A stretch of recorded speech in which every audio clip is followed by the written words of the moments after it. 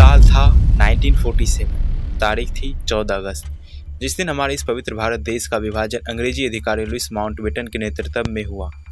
एक तरफ हमारे देश में आज़ादी की खुशी थी, तो दूसरी तरफ हमारे देश की जनता पार्टीशन की वजह से एक दूसरे की जान लेने में उतारू थी। तो चलिए जानते ये पार्टीशन आखिर हुई क्यों थी और इसके क्या क्या दुष्परिणाम थे।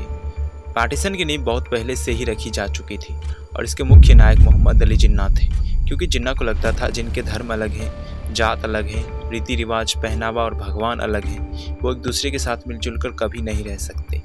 इसलिए उन्होंने मुस्लिमों के लिए एक अलग राष्ट्र की मांग की। अगस्त 1947 में ब्रिटिश भारत का विभाजन हुआ और अंग्रेजों का लगभग 300 सालों का शासन समाप्त हुआ।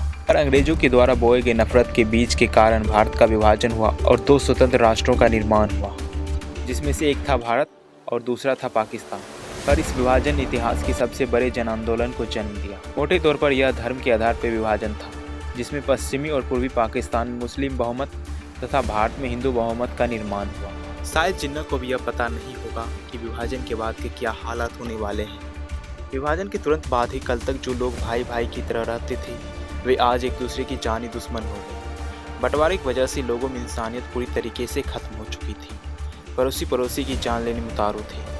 लाखों लोगों की जानें गई और करोड़ों लोग अपने बसे बसाए घर को छोड़ने पर मजबूर हो गए। कुछ समय पहले जो लोग साथ मिलजुल कर अंग्रेजी हुकूमत के खिलाफ लड़ रहे थे, वे आज एक दूसरे का खून करने पर उतारू थे। 15 अगस्त से लगभग 9 दिन पहले 60 मुस्लिमों का कत्ल अमृतसर में कर दिया गया।